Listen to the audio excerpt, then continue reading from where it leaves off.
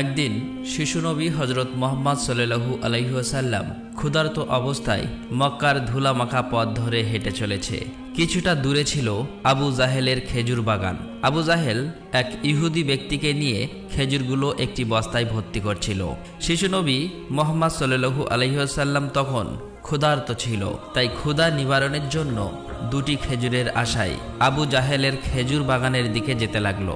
শিশুনবী মুহাম্মদ সাল্লাল্লাহু আলাইহি ওয়াসাল্লাম ধীরে ধীরে সেই খেজুর বাগানে হাজির হলেন এবং আবু জাহেলকে সালাম দিয়ে বিনয়ের সঙ্গে বললেন, চাচা যান, আমার খুব ক্ষুধা পেয়েছে, আমাকে দুটি খেজুর দিতে পারবেন?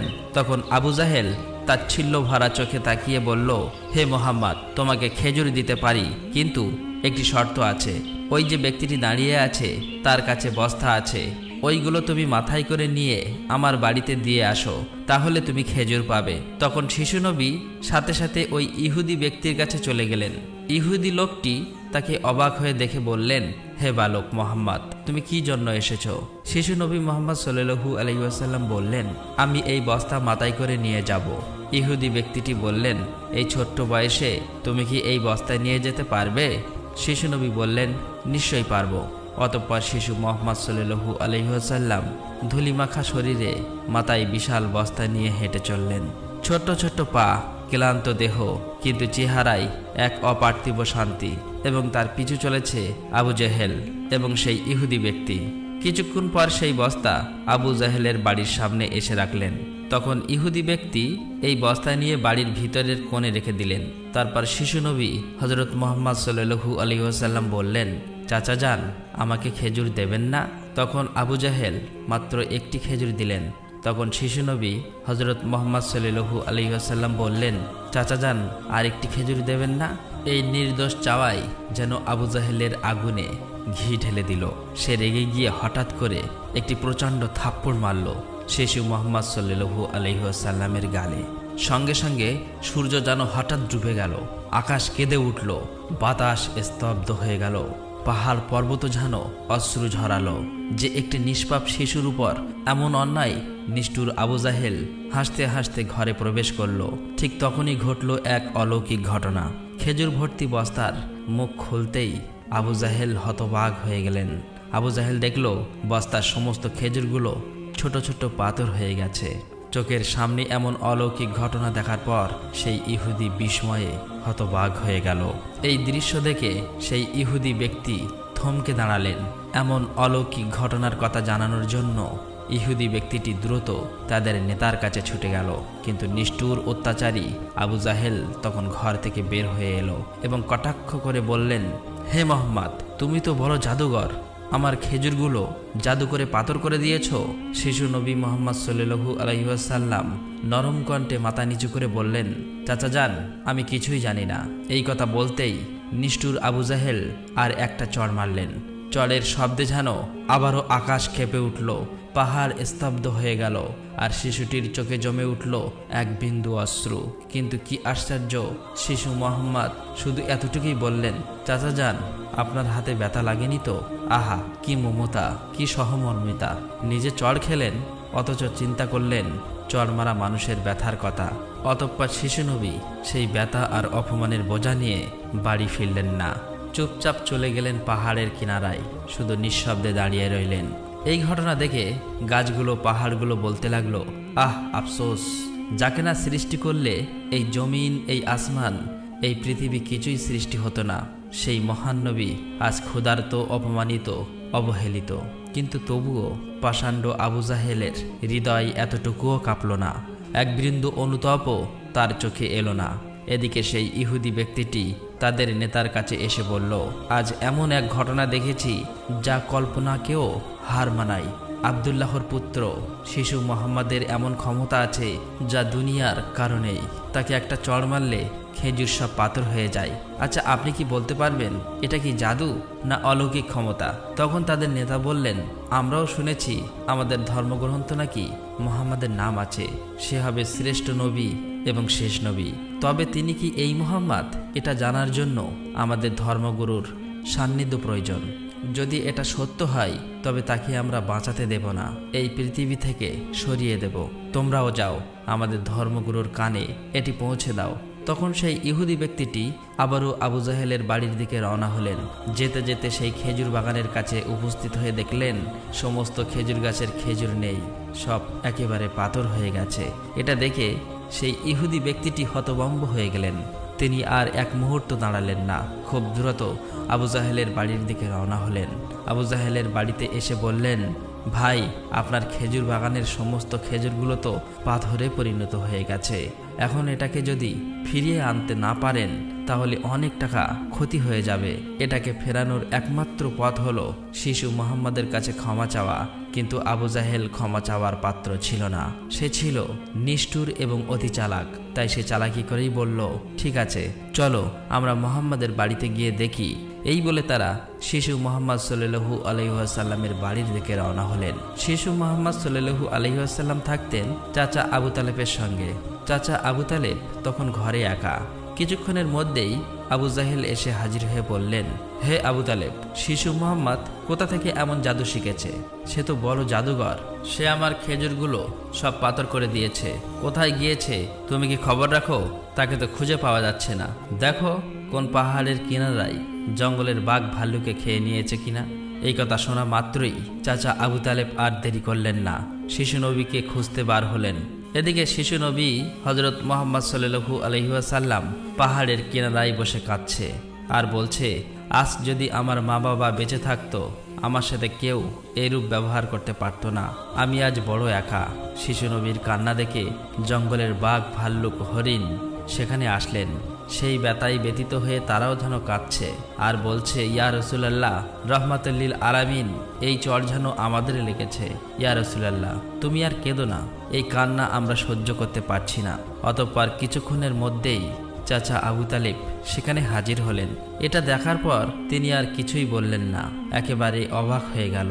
তখন চাচা আবু তালেব সান্ত্বনা দিয়ে বললেন, তোমাকে এমন কষ্ট দিল, আমি তো আছি। আমি বেঁচে থাকতে কেউ তোমাকে আঘাত করতে পারবে না। অতঃপর শিশু নবীকে নিয়ে চাচা আবু তালেব বাড়িতে চলে এলেন। সেই রাতেই চাচা আবু তালেব আবু জেহেলের বাড়িতে গিয়ে বললেন, তুমি তাকে জাদুঘর বলছো, অথচ সে তো কিছুই চায়নি। সে তো তোমার খেজুর নেয়নি, তোমার বিরুদ্ধে কিছু বলেনি। এই শিশুর চোখে যে অশ্রু ঝরেছে সেই অশ্রু একদিন পাহাড়ও গলিয়ে দেবে। এই কথা বলে তিনি সেখান থেকে চলে আসলেন। এই কথা শুনে আবু জাহেল কোনো জবাব দিল না, কারণ এই শিশুর মধ্যে এমন কিছু ছিল যা সে অনুভব করতে পারছিল কিন্তু স্বীকার করতে পারছিল না। আসলে আবু জাহেল ছিল মিথ্যাবাদী এবং অত্যাচারী। সেই রাতে মক্কার আকাশে এক উজ্জ্বল আলো দেখা গেল। সবাই ভাবল বুঝি কোনো তারা পড়েছে। ফেরেশতারা একে একে নেমে আসলো। এক ফেরেশতা আরেক ফেরেশতাকে বলল, এই শিশুর চোখে পানি দিয়ে একদিন মহা কিতাব নাজিল হবে। এই শিশু হবে শ্রেষ্ঠ মানব তথা শ্রেষ্ঠ নবী, যা সমগ্র বিশ্ববাসীর জন্য রহমত স্বরূপ। এদিকে ইহুদি কাফেররা এই অলৌকিক ঘটনা শোনার পর নবীজিকে হত্যা করার জন্য ষড়যন্ত্র লিপ্ত হয়ে যায়। কেননা তারা চেয়েছিল যে শেষ নবী তাদের বংশের মধ্যে জন্ম হোক, কিন্তু তা হয়নি। তাদের মধ্যে একজন ইহুদি তাদের ধর্মগুরুর কাছে গিয়ে সমস্ত ঘটনা খুলে বললেন। তখন তাদের ধর্মগুরু বললেন, আমি চিনেছি তাকে, সে সেই নবী যার বর্ণনা আমাদের কিতাবে আছে। তার দুটি চিহ্ন রয়েছে, একটি কাঁধে নবুয়াতের মোহর, অন্যটি তার দৃষ্টিতে রহমত। অন্য একজন প্রশ্ন করল, তাহলে আপনি কি ঈমান আনবেন? তখন তিনি চুপ করলেন, মাথা নিচু করলেন, তারপর শুধু বললেন, আমরা চেয়েছিলাম আমাদের বংশে আসুক, তাই আমরা সত্যকে অস্বীকার করব। অন্যদিকে প্রতি বছর চাচা আবু তালেব ব্যবসার উদ্দেশ্যে সিরিয়ায় সফর করতেন। সেদিনও চাচা আবু তালেব সিরিয়া সফরের উদ্দেশ্যে প্রস্তুত হচ্ছিলেন। ঠিক সেই সময় শিশু মুহাম্মদ সাল্লাল্লাহু আলাইহি ওয়াসাল্লাম এসে বললেন, চাচা যান, আপনার সঙ্গে আমিও সিরিয়ায় সফরে যাব। কিন্তু শিশু মুহাম্মাদের কথা চাচা আবু তালেব ফেলতে পারলেন না। অতঃপর পরের দিন ব্যবসার উদ্দেশ্যে শিশু মুহাম্মাদকে নিয়ে চাচা আবু তালেব সিরিয়া সফরের উদ্দেশ্যে রওনা হলেন। এভাবেই চলতে চলতে কয়েক মঞ্জিল পথ অতিক্রম করার পর বাণিজ্য কাফেলা শাম নামক একটি জায়গায় গিয়ে বিশ্রাম নিচ্ছিলেন। সেখান থেকে কিছুটা দূরে খ্রিস্টানদের একটি গির্জা ছিল। সেই গির্জায় খ্রিস্টানদের একজন ধর্মগুরু ছিল, যে সেই জামানার সবচেয়ে মহাপণ্ডিত ছিল। কাফেলা যখন আবারও চলতে শুরু করলো, তখন ওই খ্রিস্টানদের ধর্মগুরু লক্ষ্য করে দেখল কাফেলার সাথে সাথে যে সোজা শিশু নবী আছে তার ঠিক মাথার উপর একখণ্ড মেঘ আছে। তার মাথার উপর ছায়া দিতে দিতে সরে আসছে। এটা দেখে তিনি অবাক হয়ে গেলেন। খ্রিস্টান ধর্মগুরু খুব শীঘ্রই তাদের ধর্মগ্রন্থ পড়ে বুঝলেন নিশ্চয়ই কাফেলার ভিতরে আখিরি জামানার শেষ নবী রয়েছে। তখন তিনি খুব দ্রুত তাদের একজন লোককে ডাকলেন এবং বললেন, তোমরা যাও, ওই কাফেলার সকলকে ডেকে আনো, তাদেরকে আমরা দাওয়াত খাওয়াবো। এই কথা শুনে তারা সেখানে চলে গেল এবং তাদেরকে বলল, প্রিয় ভাইরা, আমাদের ধর্মগুরু আপনাদের সকলেরই দাওয়াত করেছেন, এই দাওয়াত আপনারা কবুল করুন। অতঃপর কাফেলার সকলেই ওই গির্জায় আসলেন। তারপর খ্রিস্টান ধর্মগুরু কাফেলার সকলকে পেট ভরে খাওয়ালেন। অতঃপর কিছুক্ষণ পর খ্রিস্টান ধর্মগুরু আবু তালেবকে বললেন, হে কাফেলার সর্দার, নিশ্চয়ই এই শিশুর পিতামাতা ইন্তেকাল করেছে। আবু তালেব বললেন, হ্যাঁ, আপনার অনুমান সত্য, তারা ইন্তেকাল করেছে। এখন আমি তাকে লালন পালন করি। তখন খ্রিস্টান ধর্মগুরু বলল, এ কাফেলার সর্দার, শুনে রাখো, আপনার ভাতিজা নিশ্চয়ই আল্লাহর শেষ নবী হবেন। তার পৃষ্ঠদেশে মোহরের নবুয়াত খচিত আছে। তার প্রতি তুমি খুবই সতর্ক দৃষ্টি রাখবে এবং তাকে কোথাও একা যেতে দেবেন না। কেননা ইহুদি নাসারাগণ এটা জানতে পারলে, চিনে ফেললে, তারা শিশু মোহাম্মদকে প্রাণনাশের চেষ্টা করবে, এতে কোনো সন্দেহ নেই। তখন চাচা আবু তালেব বললেন, আপনি এই খবর জানেন কিভাবে? খ্রিস্টান ধর্মগুরু বললেন, আমি তৌরাত কেতাবে এই ঘটনার বর্ণনা পেয়েছি। তুমি যাও, তোমার ভাতিজাকে এখানে ডেকে আনো। তখন চাচা আবু তালেব শিশু মোহাম্মদকে সেখানে আনার জন্য চলে গেলেন। কিছুক্ষণ পর খ্রিস্টান ধর্মগুরু দেখলেন আবার একটি কাফেলা রওনা হচ্ছে। তখন খ্রিস্টান ধর্মগুরু সেখানে গেলেন এবং তাদেরকে জিজ্ঞাসা করলেন, আপনারা কারা আর কোথায়, কি জন্যই বা যাচ্ছ? তখন তারা উত্তর দিল, আমরা রোম দেশের সৈন্য, আমাদের বাদশাহ আমাদেরকে পাঠিয়েছে যে দুনিয়াতে নাকি আখিরি নবীর আবির্ভাব হয়েছে অনেকদিন আগেই। আমরা তার সন্ধান করছি, তাকে খুঁজে ফেলে হত্যা করে দেব। আপনি কি তার কোনো সন্ধান দিতে পারবেন? তখন খ্রিস্টান ধর্মগুরু বলল, তোমরা বৃথায় তাকে খুঁজে বেড়াচ্ছ। আল্লাহ তাআলা যদি সত্যিই তার শেষ নবীকে দুনিয়ায় পাঠিয়ে থাকেন, তবে তো তিনি নিজেই তাকে হেফাজত করবেন। কারো এমন সাধ্য নেই যে তাকে হত্যা করতে পারবে। অতএব তোমরা আবারও রোম দেশে ফিরে যাও। এই কথা শুনে ওই সৈন্যগুলো ফিরে গেল। এভাবেই সেই দিন অতিবাহিত হয়ে গেল। রাতের বেলা খ্রিস্টান ধর্মগুরু চাচা আবু তালেবকে তাদের গির্জায় ডেকে বলল, হে কাফেলার সর্দার, দেখেছ তো আমার কথাই সত্য। ইহুদি নাসারাগণ আখিরি নবীর সাথে চরম শত্রুতা পোষণ করে। তারা যদি শেষ নবীকে হাতের কাছে পেয়ে যায় তাহলে হত্যা করার চেষ্টা করবে। অতএব ভাতিজাকে নিয়ে বিদেশে যাওয়া উচিত হবে না, ফিরে যাও। অতঃপর পরের দিন চাচা আবু তালেব আর বিদেশ সফর করলেন না, আবারও দেশের পথে ফিরে আসতে লাগলেন। কিছুক্ষণ যাবার পর পথের মধ্যে একটি ঘোড়া দেখতে পেলেন, কিন্তু সেখানে কোনো মানুষ ছিল না। এটা দেখে তারা সেখানে দাঁড়িয়ে পড়লেন। তারপর দেখলেন একজন মানুষ মৃত অবস্থায় পড়ে আছে। আসলেই এটি ছিল একজন ইহুদি যে শিশু নবীকে হত্যা করতে এসেছিল। কিন্তু আজ সেই শিশু নবী নিজে তাকে বাঁচিয়ে তুলছে, নিজের হাতে পানি খাওয়াচ্ছেন। এভাবেই তাকে বাঁচিয়ে নিজেদের সাথে নিয়ে আবারও পথ চলতে শুরু করলেন। এভাবেই চলতে চলতে তাদের কাফেলা একটি সাগরের কিনারায় এসে উপস্থিত হলেন। সেখানে ছিল একটি জেলে সম্প্রদায়ের বসবাস। তাদের কাফেলা সেখানেই বিশ্রাম নিচ্ছিলেন। কিন্তু ওখানকার জেলে সম্প্রদায় ছিল মূর্তি পূজারী। তারা ছিল কুসংস্কারে আবদ্ধ। চাচা আবু তালেব হঠাৎ করে একটি জায়গায় গিয়ে দেখল একদল জেলে সম্প্রদায় মূর্তি পূজা করছে। তখন তাদের মধ্যে একজনকে জিজ্ঞাসা করল, প্রিয় ভাইরা, আপনারা এমন করে মূর্তি পূজা করছেন কেন? তখন সেই ব্যক্তি বলল, আমাদের জালে বহুদিন থেকে মাছ ধরা পড়ে না, তাই সমুদ্রের দেবতাকে খুশি করার জন্য এই পূজার আয়োজন করেছি। এদিকে শিশু মুহাম্মদ সাল্লাল্লাহু আলাইহি ওয়াসাল্লাম লক্ষ্য করে দেখলেন একটি বড় মূর্তির সাথে একজন মা ও তার বাচ্চাকে শিকল দিয়ে বেঁধে রাখা হয়েছে, তাদেরকে বলি দেবে বলে। কেননা এই জেলে সম্প্রদায়ের বিশ্বাস ছিল এভাবে বলি দিলে তাদের দেবতা খুশি হবে, তাদের জালে আবারও মাছ ধরা পড়বে। তখন শিশু মুহাম্মদ সাল্লাল্লাহু আলাইহি ওয়াসাল্লাম সেখানে গেলেন এবং তাদেরকে শিকল খুলে মুক্তি করে দিলেন।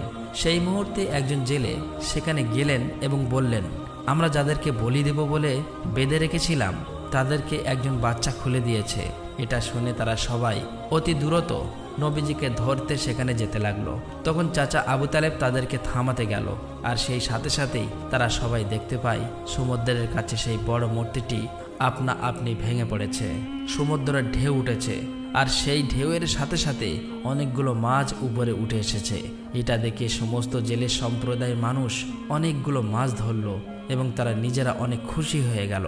এটা দেখে আবু তালেব অবাক হয়ে যায়। আসলেই নবীজি তখন সমুদ্রের ধারে দাঁড়িয়ে আল্লাহর কাছে দোয়া করছিলেন।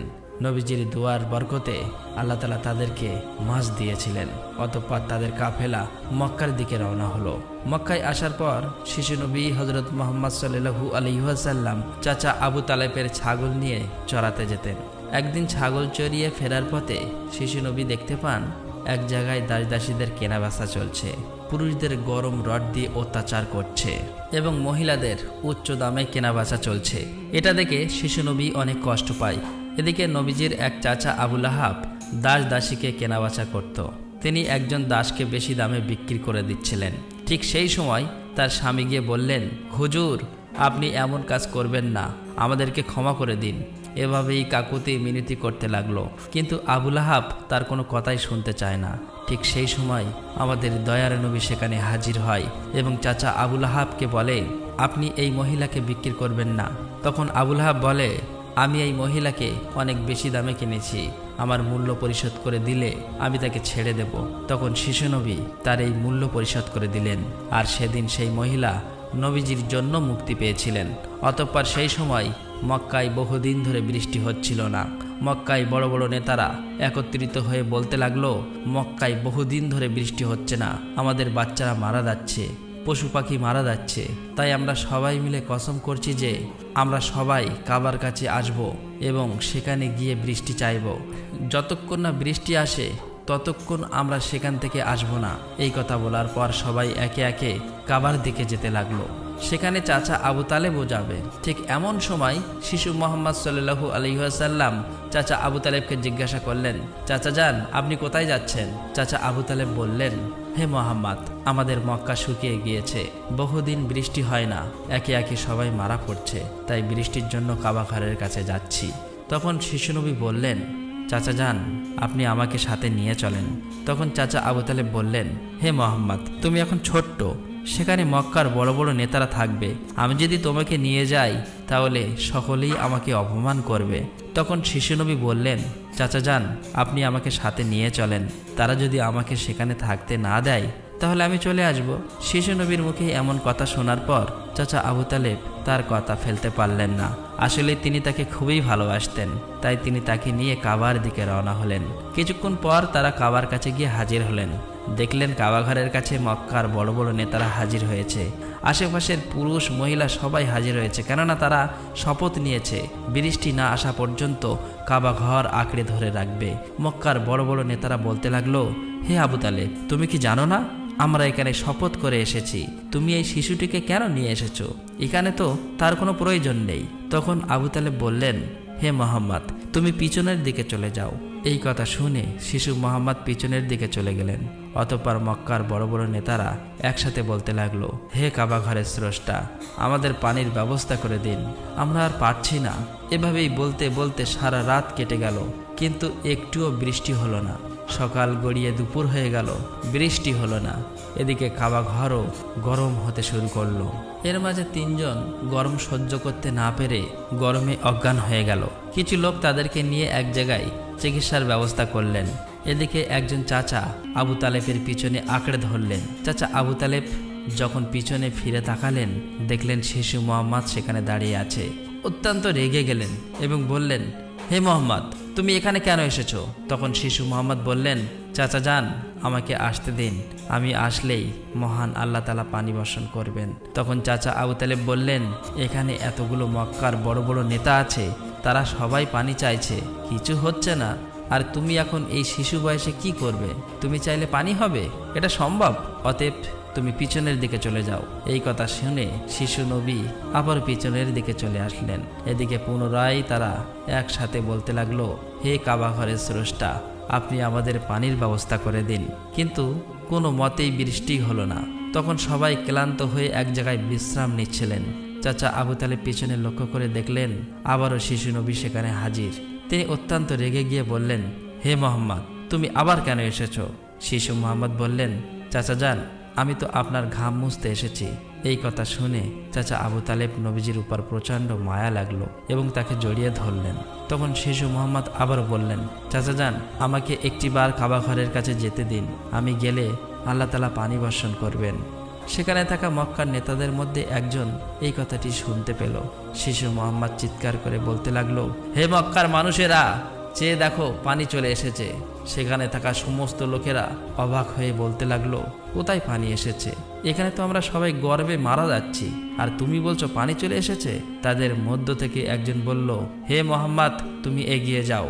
কিন্তু অন্য নেতারা বলল, আমাদের মতো বড় বড় নেতা থাকতে যদি এই শিশু মোহাম্মদ সামনে চলে যায় তাহলে আমাদের মান সম্মান সব চলে যাবে।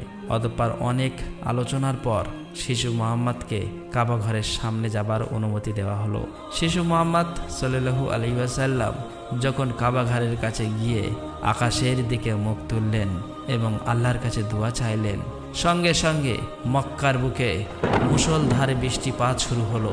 দেখতে দেখতে মক্কার চারিদিকে বৃষ্টিতে পরিপূর্ণ হয়ে যায়। এটা দেখে মক্কার মানুষেরা খুবই খুশি হয়ে যায় এবং বৃষ্টিতে ভিজতে ভিজতে যে যার মতো তাদের বাড়ি চলে যায়। প্রিয় দর্শক, একবার ভেবে দেখুন, এই কাহিনীটি শুধু ইতিহাস নয়, এটা ভালোবাসা, কষ্টের আর তাকওয়ার এক জীবন্ত নির্দেশ। আমাদের দয়ার নবী, রহমতের নবী কতই না কষ্ট পেয়েছেন। তিনি এত কষ্ট সয়েও কাউকে অভিশাপ দেননি, শুধু দোয়া করছিলেন, হে আমার রব, আমার উম্মতকে মাফ করে দাও। তারা জানে না আমি কে। এই সেই নবী যার ভালোবাসা ছাড়া জান্নাতের দরজা খুলবে না কারো জন্য। আর আজ আমরা এই যুগের মুসলিম কতটুকু কাঁদি তার জন্য, কতটুকু ভালোবাসি তাকে, কতটুকু তার সুন্নাহ আঁকড়ে ধরেছি। একবার ভেবে দেখুন, যে নবীর কষ্টে পাহাড় কাঁদে, গাছ কাঁদে, পশু পাখি কাঁদে, আর আমরা, আমাদের চোখে জল আসে না, আমাদের হৃদয় কেন নড়ে না? প্রিয় দর্শক, আসুন আমরা সকলেই দোয়া করি, মহান আল্লাহ তাআলা যেন আমাদের সকলকে সেই দয়ার নবীর ওসিলায় মাফ করে দেন। আল্লাহ তাআলা আমাদের সকলের দোয়া কবুল করুক, আমিন। আসসালামু আলাইকুম।